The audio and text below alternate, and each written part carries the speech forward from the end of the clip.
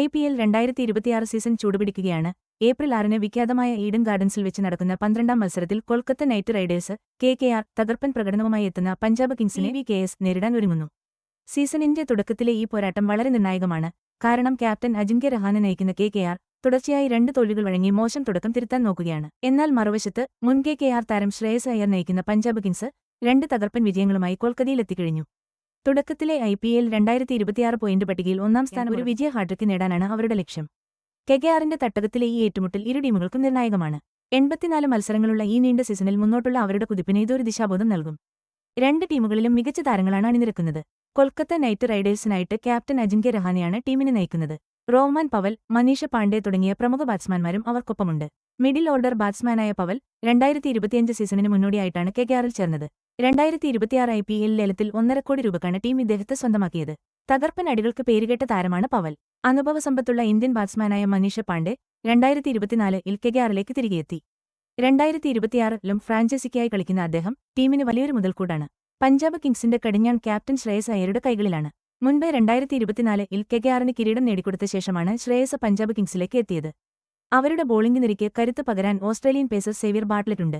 2025 IPLൽ അരങ്ങേറ്റം കുറിച്ച ഇദ്ദേഹത്തെ 2026-ലെ ലേലത്തിൽ 80 ലക്ഷം രൂപക്കാണ് പഞ്ചാബ് സ്വന്തമാക്കിയത്.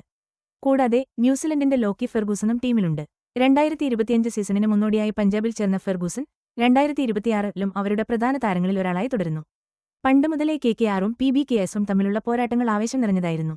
നേർക്കുനേർ കണക്കിൽ KKRന് നല്ല മുൻതൂക്കമുണ്ട്.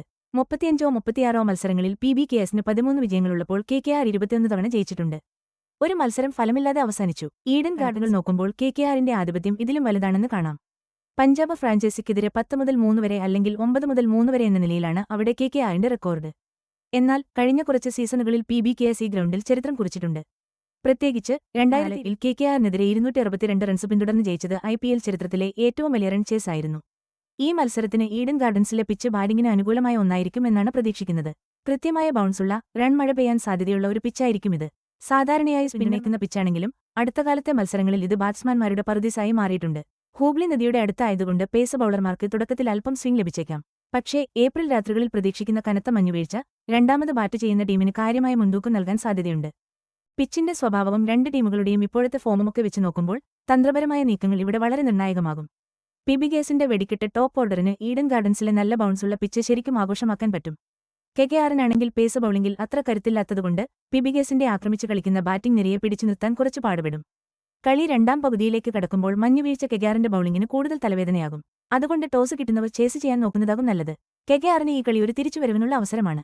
പോയിന്റ് ടേബിളിൽ ഏറ്റവും താഴെ കിടക്കുന്ന അവർക്ക് മുന്നോട്ട് വരാനുള്ള ഒരു വഴി. PBKSനാണെങ്കിൽ ഇത് തുടർച്ചയായ 3ാം ജയമായിരിക്കും. അതോടെ അവർക്ക് തങ്ങളുടെ മികച്ച തുടക്കം കൂടുതൽ ശക്തമാക്കാനും ഈ കടുത്ത IPL പോരാട്ടത്തിൽ വലിയൊരു ഊർജ്ജം നേടാനും സാധിക്കും.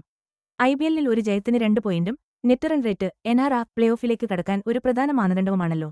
അതുകൊണ്ട് ഓരോ റണ്ണും ഓരോ വിക്കറ്റും ഇവിടെ നിർണായകമാണ്. ഈ IPL 2026 സീസൺ തന്നെ പല പ്രത്യേകതകളാലും ശ്രദ്ധേയമാണ്. മാർച്ച് 28 മുതൽ മെയ് 31 വരെ 84 മത്സരങ്ങളാണ് ഇവിടെ നടക്കുന്നത്. ഇത്രയും നീണ്ട സീസൺ ആയതുകൊണ്ടും ഡബിൾ റൗണ്ട് റോബിൻ ഘടനയായതുകൊണ്ടും 10 ടീമുകൾക്കും നല്ല ഡീപ് സ്ക്വാഡും എല്ലാ മത്സരങ്ങളിലും സ്ഥിരതയാർന്ന പ്രകടനവും കാഴ്ചവെക്കേണ്ടിവരും. ടൂർണമെന്റിന്റെ ലീഗ് പ്ലസ് പ്ലേ ഓഫ് ഫോർമാറ്റിൽ മാറ്റമൊന്നുമില്ല. ലീഗ് ഘട്ടം കഴിയുമ്പോൾ പോയിന്റ് ടേബിളിൽ മുന്നിലെത്തുന്ന 4 ടീമുകൾ പ്ലേ ഓഫിലേക്ക് പോകും. അവിടെ ക്വാളിഫയർ 1, ഒരു എലിമിനേറ്റർ, ക്വാളിഫയർ 2 എന്നിവയൊക്കെ കഴിഞ്ഞ് ഫൈനലിൽ കലാശിക്കും. KKRും PBKSും തമ്മിൽ ഏറ്റുമുട്ടുമ്പോൾ ഈ മത്സരത്തിന്റെ ഫലം അവരുടെ നിലവിലെ പോയിന്റ് നിലയെ മാത്രമല്ല സീസണിൽ ഉടനീളം ഉരുത്തിരിയുന്ന സങ്കീർണമായ പ്ലേ ഓഫ് സാധ്യതകളെയും കാര്യമായി ബാധിക്കും. ഈ IPL പോരാട്ട ചരിത്രത്തിലെ ഒരു പുതിയ അധ്യായം കൂടി കുറിക്കാൻ പോകുന്ന ഒരു ത്രസിപ്പിക്കുന്ന മത്സരത്തിനാണ് കളമൊരുങ്ങുന്നത്.